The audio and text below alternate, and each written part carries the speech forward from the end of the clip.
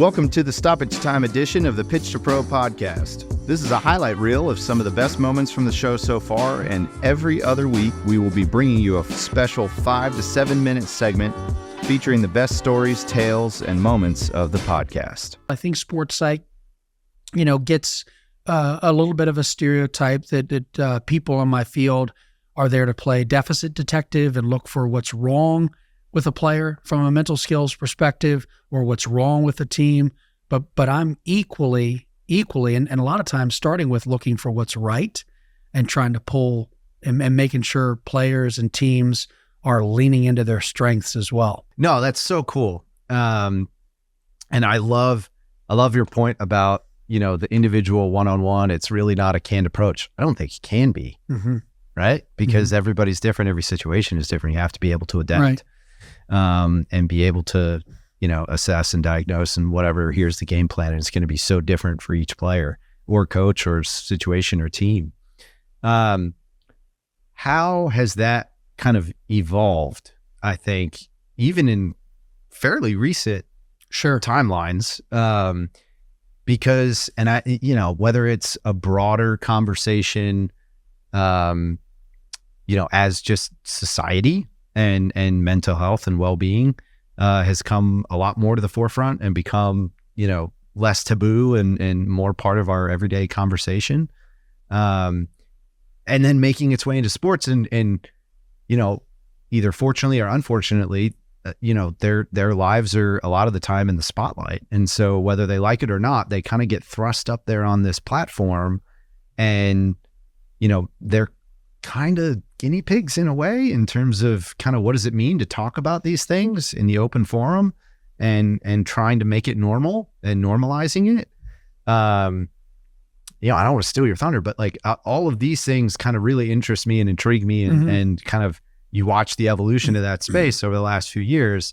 And you have, I think of athletes like Naomi Osaka, who took some time and just literally time off. Like I need to go work on me, and just take a break just for my own health.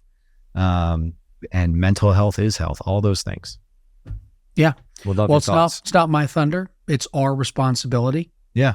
You nailed it. This has been more normalized and we still have a long way to go. Yes, we do.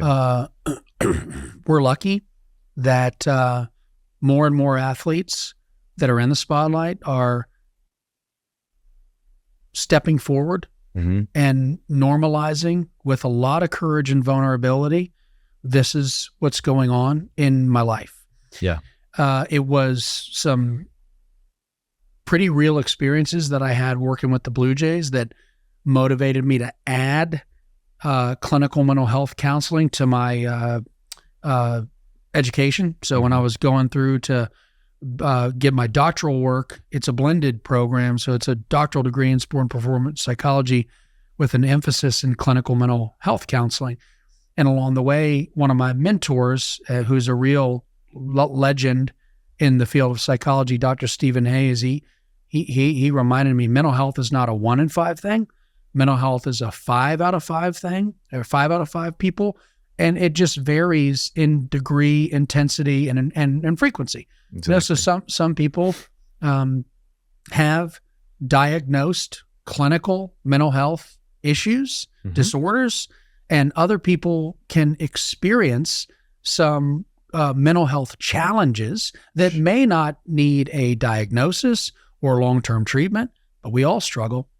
And my goal, and I learned this from my mentor, Dr. Hayes, is that we don't suffer in silence.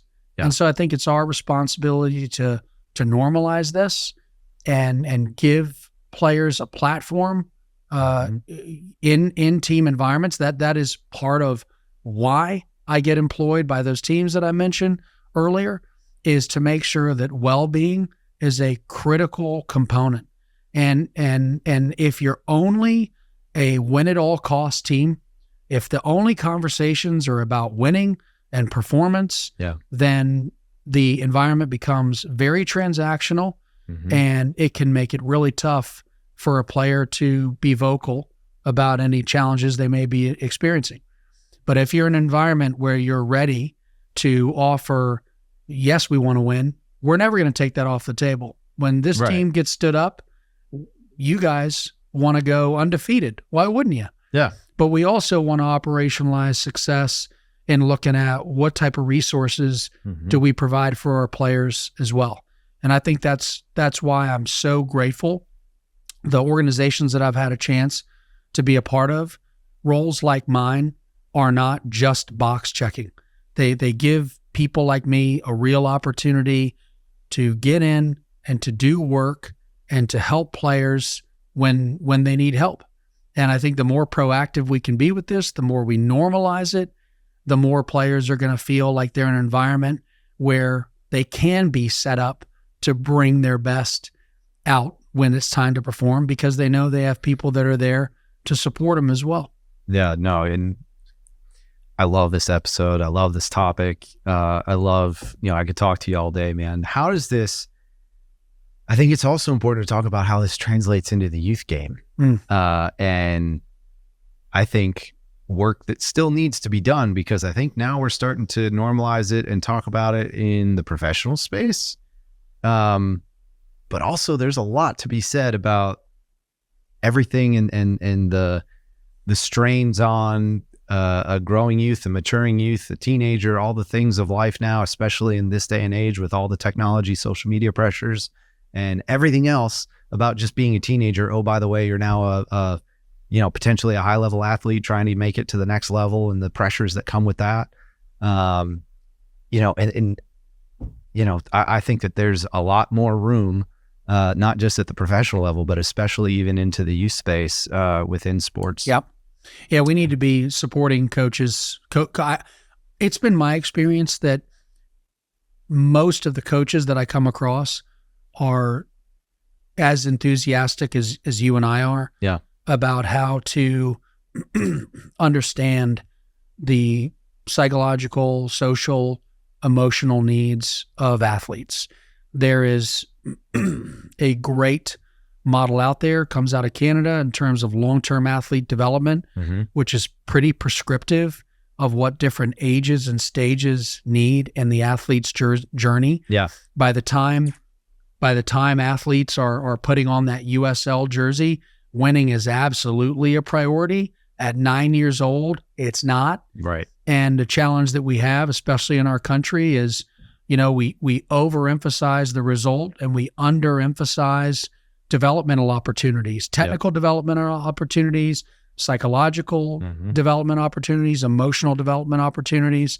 Thank you for joining us for this Stoppage Time special of the Pitch to Pro podcast. If you've enjoyed the conversation, you can click watch the full episode here. Be sure to tune in next Thursday for a new episode of the Pitch to Pro podcast, the official podcast of Ozark United FC. available on YouTube, Instagram, and everywhere you get your podcasts.